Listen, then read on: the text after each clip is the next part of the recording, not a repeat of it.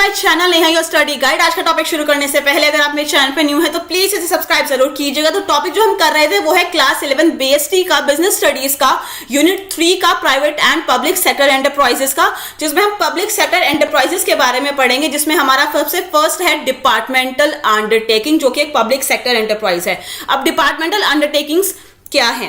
This is the oldest and most traditional form of organising public sector enterprise. ये सबसे पुराना और traditional तरीका है पब्लिक सेक्टर एंटरप्राइजेस को चलाने का। These enterprises are established as department of the ministry। ये एज अ डिपार्टमेंट जो है ऑफ द मिनिस्ट्री की तरह काम करते हैं। इनको एक्सटेंशन ऑफ मिनिस्ट्री भी कहा जाता है कि मिनिस्ट्री के एक्सटेंशन पार्ट होते हैं। इसमें अलग अलग डिपार्टमेंट बने होते हैं, जैसे कि रेलवे डिपार्टमेंट, अलग अलग तरह के डिपार्टमेंट बने होते हैं मिनिस्ट्री के, और इनके इसे जो है एक्सटेंशन ऑफ द मिनिस्ट्री भी कहा जाता है। The government function through these department and the activities performed by them are an integral part of the functioning of the government. Government जो है इन डिपार्टमेंट के थ्रू ही अपनी एक्टिविटीज को perform करती है, और ये जो है गवर्नमेंट के इंटीग्रल पार्ट माना जाता है गवर्नमेंट की फंक्शनिंग का। They have not constituted as autonomous or independent institution।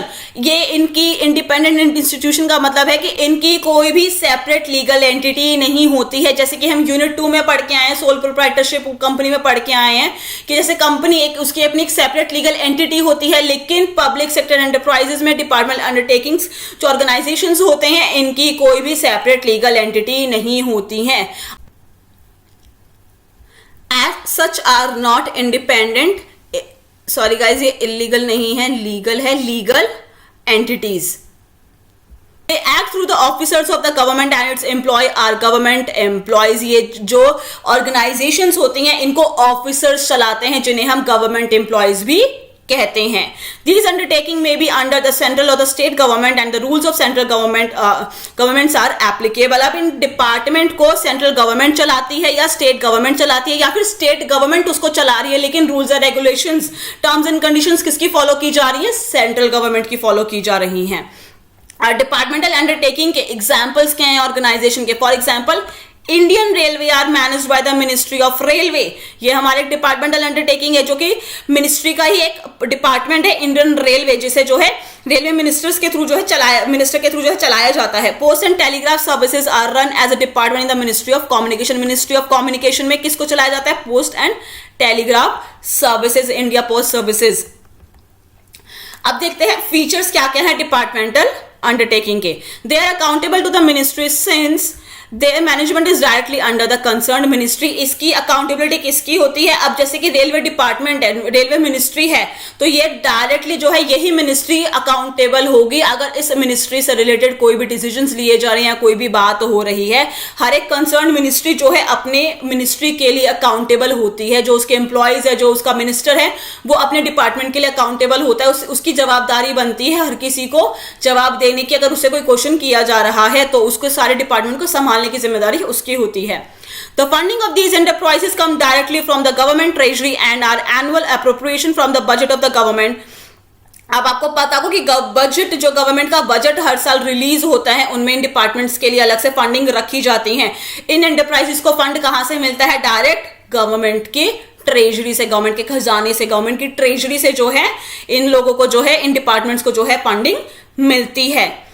The revenue earned by this is also paid into the treasury। और जितना भी रेवेन्यू ये डिपार्टमेंट अर्न करते हैं पूरे साल में, वो पैसा भी कहां जाता है? गवर्नमेंट के ट्रेजरी में ही जाता है।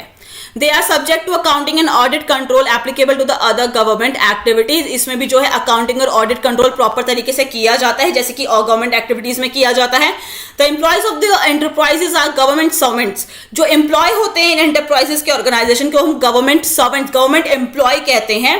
And their recruitment and conditions of the services are the same as that of other employees directly under the government। इनको भी ऐसे ही अपॉइंट किया जाता है जैसे कि डायरेक्टली किसी और गवर्नमेंट डिपार्टमेंट में और एम्प्लॉयज को अपॉइंट किया जाता है। इनको भी ऐसे ही अपॉइंट किया जाता है। इनके लिए भी टर्म्स एंड कंडीशंस होती हैं। They are headed by Indian administrative services. इनका हेड कौन होता है जो इनको जो है चलाता है? That is Indian administrative services, that is IAS officer या फिर सिविल सर्वेंट्स होते हैं जो इनके हेड होते हैं, who are transferable from one ministry to another. इनकी ट्रांसफर भी हो सकता है, एक डिपार्टमेंट से दूसरे डिपार्टमेंट में इनके ट्रांसफर्स भी होते रहते हैं, एक मिनिस्ट्री से दूसरी मिनिस्ट्री में इनके ट्रांसफर भी होते रहते हैं।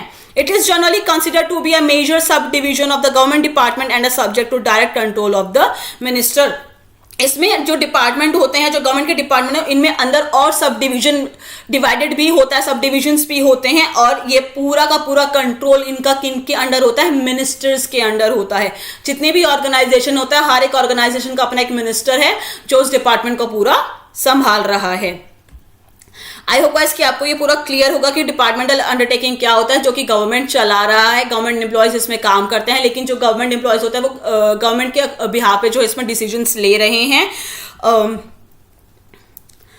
हर एक कंसर्न्ड मिनिस्ट्री, एक मिनिस्टर जो है इस डिपार्टमेंट को चलाता है, वही उसके लिए अकाउंटेबल भी होता है हर एक के लिए। इसको फंडिंग कहां से मिलती है? गवर्नमेंट ट्रेजर से इसको फंडिंग मिलती है, और जितना भी रेवेन्यू अर्न किया जाता है वो सारा जो है गवर्नमेंट की ट्रेजरी में ही चला जाता है, और इसकी कोई भी सेपरेट लीगल एंटिटी नहीं होती है।